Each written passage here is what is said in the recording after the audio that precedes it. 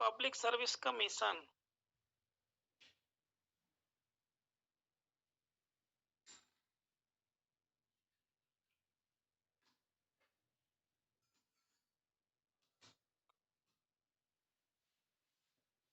दोहरा देंगे बाद में, जो नहीं पढ़ा गया एकदम उसको।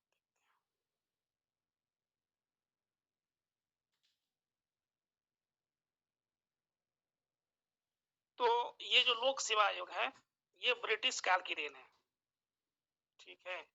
लोक सेवा आयोग की स्थापना जो है वो ब्रिटिश काल की देन मानी जाती है। भारत शासन अधिनियम 1919 के तहत इसका उदय हुआ और 1926 में रोस वारकर,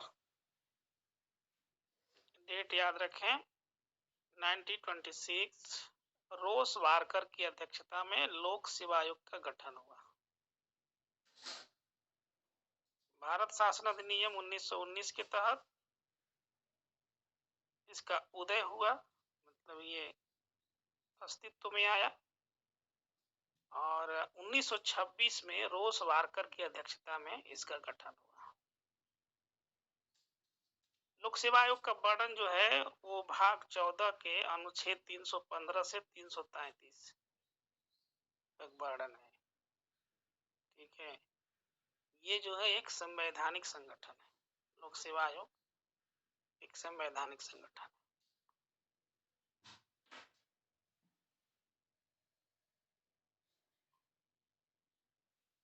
तो जो सिविल सेवा का जो जनक है वो किसको माना जाता है Supriya?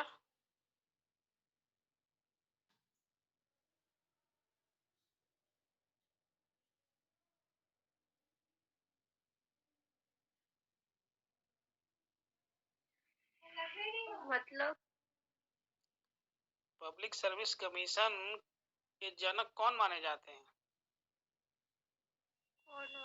Father of civil services Cornwallis. हाँ, कॉर्नवालिस इज ए कंडीशनरी of the father of civil services.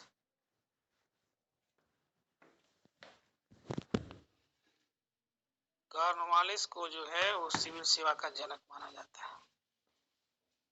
और कंपनी के डायरेक्टर अधिकारी और कर्मचारियों को नियुक्त कर देते। पहले जो है कंपनी के डायरेक्टर और अधिकारी की नियुक्ति इसमें शुरू में होती थी। 1853 से सिविल सर्विस है ना, CS, ठीक है।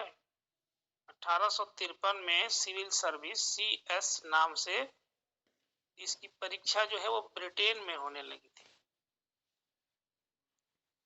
और ये जो CS परीक्षा है, सिविल सर्विस परीक्षा है, इसको प्रथम उत्तीर्ण करने वाले भारतीय कौन थे?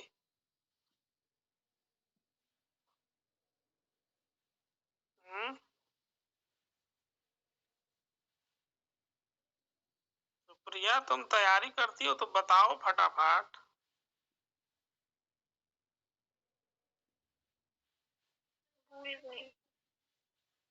सत्येंद्र नाथ टैगोर प्रथम भारतीय थे जिन्होंने इस CS परीक्षा को उत्तीर्ण किया था, सिविल सर्विस परीक्षा को उत्तीर्ण किया था, सत्येंद्र नाथ टैगोर।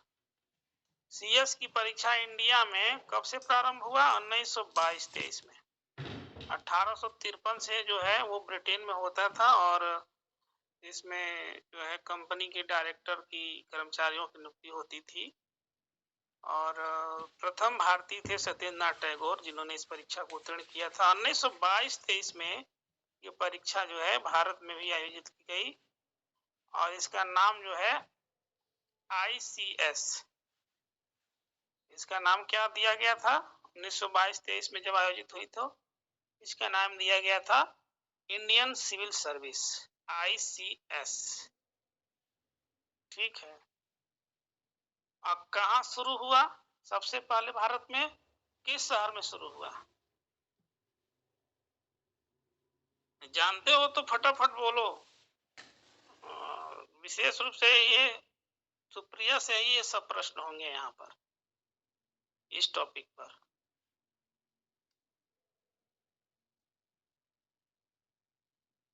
बोलोगी? नहीं, मैं भूल गई हूँ। इलाहाबाद में ये शुरू हुआ था सबसे पहले परीक्षा जो है, ICS की परीक्षा, इंडियन सिविल सर्विस की परीक्षा इलाहाबाद में शुरू हुआ। और प्रथम संघ लोक सेवा आयोग के अध्यक्ष कौन बने थे? HK कृपालिनी।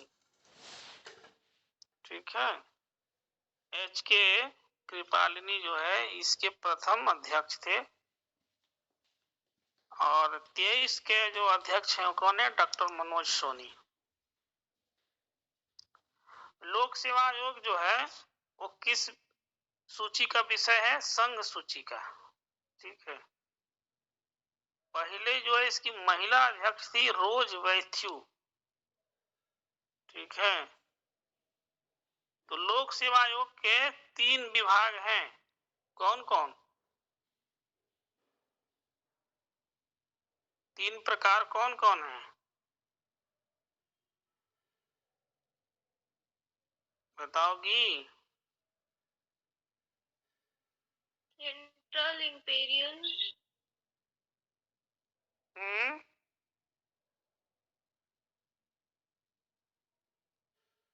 आप बता दीजिए। Types of public service commission. Public service commission के 3 भाग हैं, union public service commission, state public service commission और ज्वाइंट पब्लिक सर्विस कमीशन। अर्थात संघ लोक सेवा आयोग, राज्य लोक सेवा आयोग और संयुक्त लोक सेवा आयोग। ठीक है,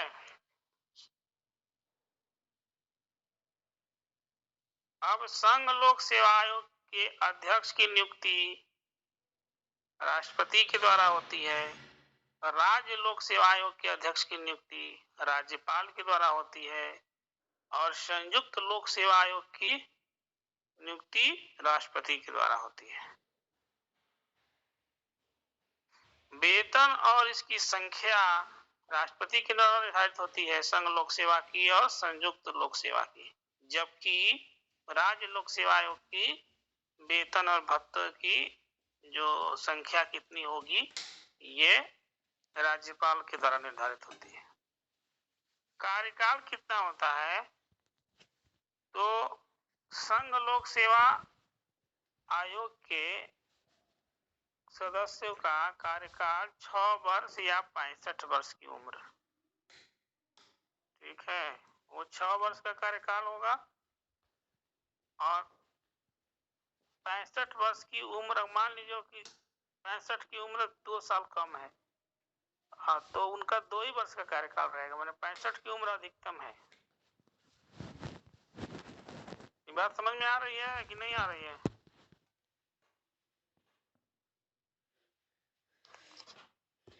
जल्दी बताओ कोई। आ रही है, आ रही है। क्या इसका अर्थ है?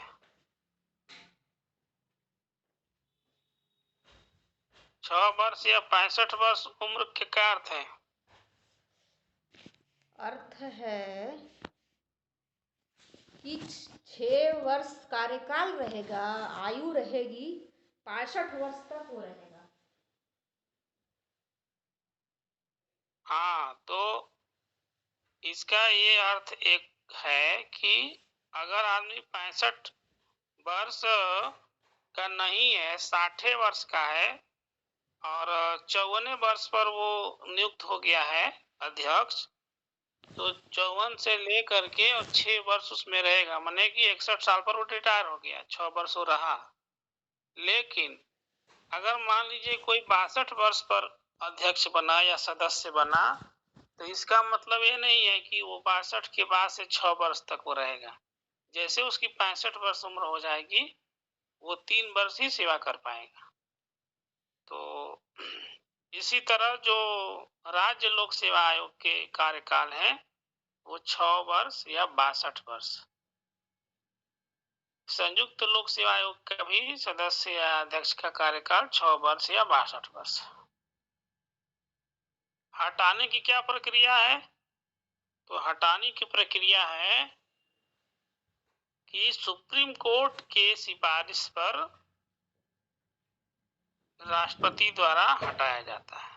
ठीक है, अगर कोई गंभीर आरोप लग गए अध्यक्ष पर तो सुप्रीम कोर्ट क्या करता है, सिफारिश करता है राष्ट्रपति को, और राष्ट्रपति इनको अनुच्छेद 315(2) में वर्णित संसद की विधि द्वारा 2 या 2 से अधिक राज्यों के समूह के संयुक्त लोक सेवा आयोग का ये गठन हुआ है।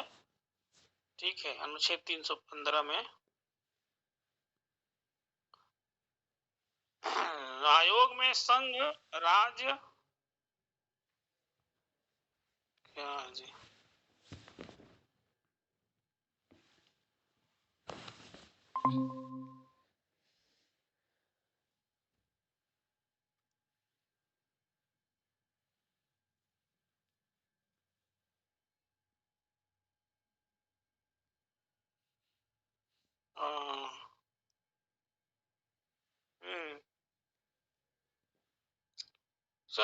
आयोग में संघ, राज्य, संयुक्त सेवा आयोग के 50% ऐसे सदस्यों को भी सम्मिलित करेगा जो 10 वर्ष से प्रशासनिक अनुभव प्राप्त हो।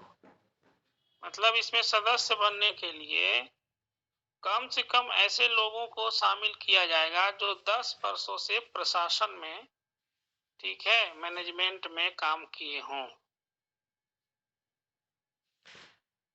और मान लीजिए राष्ट्रपति सुप्रीम कोर्ट के परामर्श पर हटाता है सदस्य को या अध्यक्ष को, लेकिन राष्ट्रपति कुछ और भी कंडीशन है जो उनके सिफारिश नहीं भी रहेगा तो हटा देगा। वो स्थिति क्या है कि वो दिवालिया घोषित हो गया हो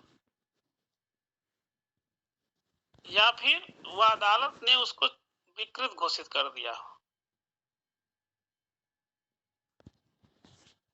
राज्य लोक सेवा आयोग के अध्यक्ष या सदस्य की नियुक्ति तो कौन करता है?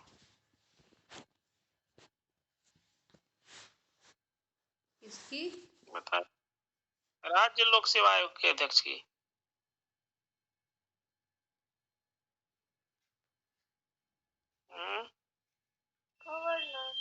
राष्ट्र। तो अब तुम लोग क्या सुन रहे हो जी? प्रियंका क्या सुन रही हो? अभी उस समय पढ़ा रहे थे तो राज्यपाल नियुक्त तो करता है लेकिन हटाने का अधिकार राज्यपाल को नहीं है, हटाने का अधिकार राष्ट्रपति को भी है। अब इसके कार्य क्या है, लोक सेवा आयोग के कार्य क्या है? तो लोक सेवा आयोग जो है एक वो परामर्शदात्री संस्था है, मतलब जो है वो सुझाव देती है, परामर्श देती है, और ये विभिन्न प्रकार की प्रतियोगी परीक्षाओं को संपादित करने का कार्य करती है, कराने का काम करती है, और अपने द्वारा ये ट्रांसफर, प्रमोशन आदि का कार्य भी देखती है। और आयोग का रिपोर्ट जो है, अगर मान लीजिए संघ लोक सेवा है तो राष्ट्रपति को दिया जाता है रिपोर्ट, और राज्य लोक सेवा है तो उसका रिपोर्ट राज्यपाल को दिया जाता है।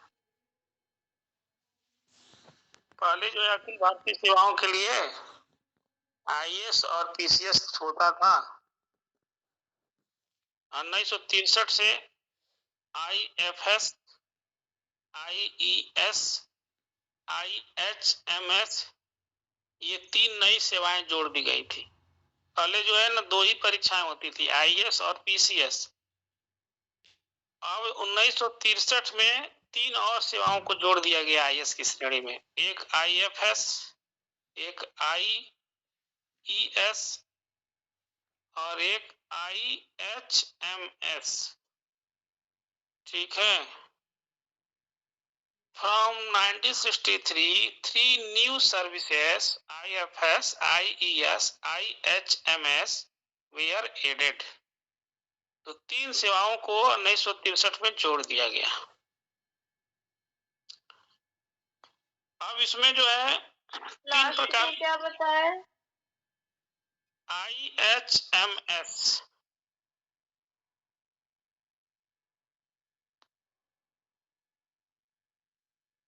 तीन सेवाओं को जो इसमें जोड़ दिया गया। फिर जो है इसकी प्रमुख जो सेवाएं हैं वो इस तरह से हैं। केंद्रीय सेवा, ठीक है, जिसको सेंट्रल सर्विस बोलते हैं, और प्रांतीय सेवा जिसको प्रोविजनल सर्विस बोलते हैं, और अखिल भारतीय सेवा जिसको ऑल इंडिया सर्विसेज बोलते हैं। ठीक है, केंद्रीय सेवा क्या होता है? तो केंद्र सरकार की जो सेवा देते हैं, जैसे कि railway, post office, telecommunication, army, custom आदि। प्रांतीय सेवा में राज्य सरकार की जो सेवा देते हैं, पीसीएस वाले, पीसीएस, जेई और बीडीओ और राज्य पुलिस। और जो अखिल भारतीय सेवाएं हैं, ऑल इंडिया सर्विसेज हैं, वो केंद्र और राज्य दोनों में सेवा प्रदान करने वाले अधिकारी। अनुच्छेद 312 में इनका वर्णन है। इसका गठन राज्यसभा द्वारा होता है, जिसमें आईएएस, भारतीय प्रशासनिक सेवा, ठीक है, इंडियन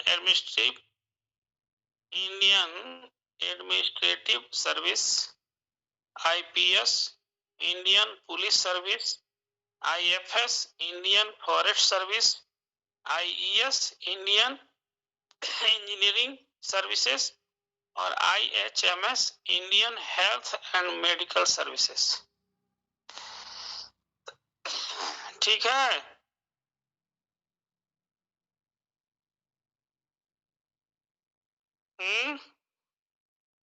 हाँ। अब लोक सेवा के महत्वपूर्ण अनुच्छेद क्या है लोक सेवा आयोग के? तो 312 इसका जो अनुच्छेद है वो नई अखिल भारतीय सेवाओं की स्थापना का प्रावधान करता है।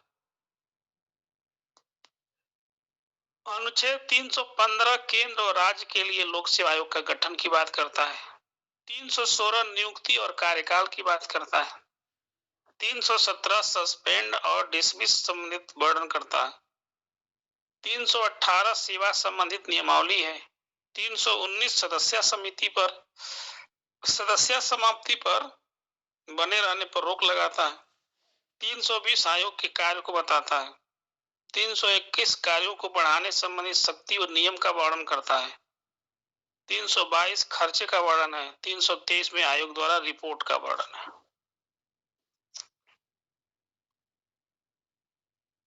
आगे बढ़े।